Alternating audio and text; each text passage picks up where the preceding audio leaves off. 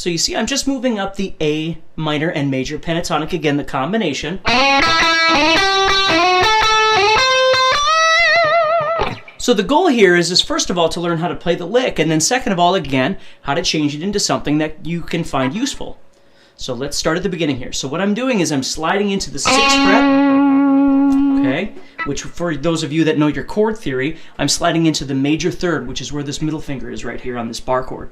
I'm sliding into that note with my middle finger, and then I'm going to the 5th fret of the 2nd string. I'm going to pluck that twice. And again, I'm giving it a shuffle kind of feel as well. Now, as soon as I do that slide in and play those 2 5s, I'm going to slide right away to the 9th fret of the 3rd string with my middle finger again, and then play the 8th fret with my 1st finger. So I'm doing the same shape in a different place. And then I'm going to move up to the 11th fret and do exactly the same thing. And then I'm going to move up to the 14th fret and do again the same thing. So it's the same exact pattern 4 times. And then simply to get out of the lick, what I'm going to do is a bend on the 15th fret. Now, like so many of the other licks we've been talking about, with this particular lick, depending on the speed that I take it at, is going to determine whether or not I should play this whole lick as down picking or alternate picking. So if I was doing it nice and slow,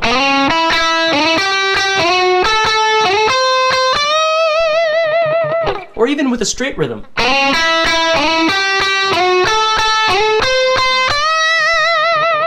but as I get faster,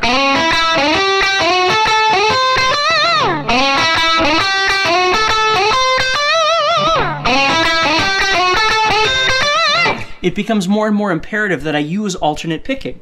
So what I'm doing here is simply playing down, up, down, up, down, up, down, up, down, over and over and over.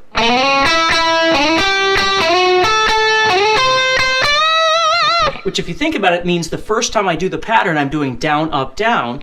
The second time I do the pattern, I'm doing up, down, up. The third time I'm doing down, up, down. The fourth time I'm doing up, down, up. So watch very carefully here.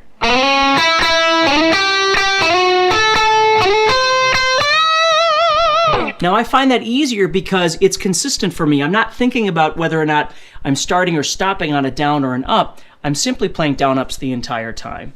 Okay, if you try and do this and it feels awkward to you, by all means, you could play down, up, down, down, up, down, down, up, down, down, up, down, if that seemed easier for you.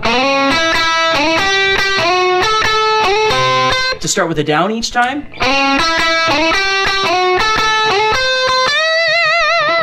And please always remember that as we go through all these licks, it's important for you to understand that you need to adjust them to what feels most comfortable to you.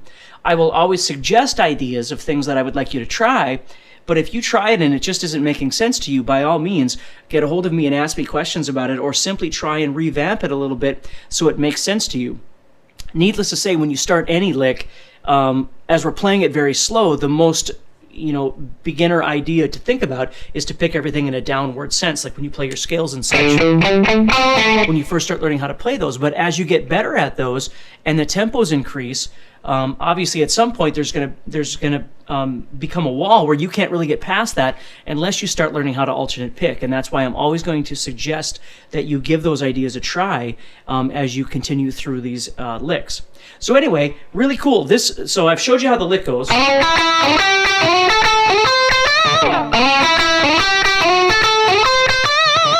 Okay, pretty neat. There's lots of different things that we can do with that. But here's the other thing to take this lick to the next level is I want you to think about how every time you shift up, you're in a new position. Now, you're either looking at the fretboard, again, as we've talked about many times, you're either looking at the fretboard as minor pentatonic, as major pentatonic, or most importantly, as a combination of both major and minor pentatonic, which is really where the bread and butter of blues lies. And so as I'm playing, when I do this, I'm in that first position of minor pentatonic, with the major pentatonic over the top like we've talked about before. again, if it doesn't make sense to you, please go back and review some of the things we did in the first couple of DVDs, because that's where all of this stuff is discussed. So when I do that lick, I could set myself up to do another lick or an idea inside here,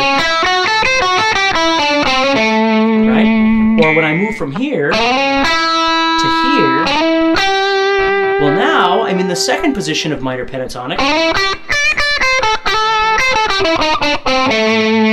and I could do something there. So the great thing about this lick is that you could use it as just a lick, or you could use it as position shifting. So I'm going here, I'm in another position. Like for me, I would play major pentatonic there. If that sounds familiar, it's because it's another lick that I've already shown you. So I can use that, and that's what's great about the fretboard, is the more I can break down not only how to play a lick, how that lick is going to make me a better player in terms of my technical ability, my visual ability, my flow, phrasing, all those sorts of things.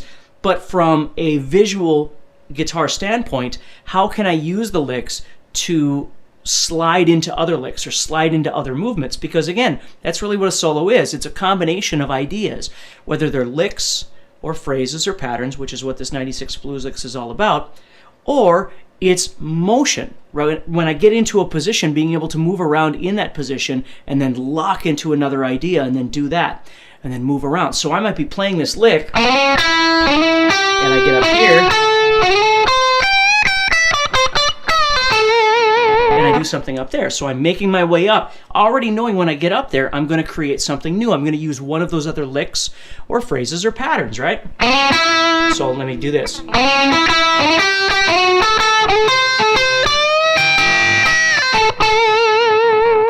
You see? So I'm moving from one idea to the next. And at any one of those 4 stops along the way, I could have done something else.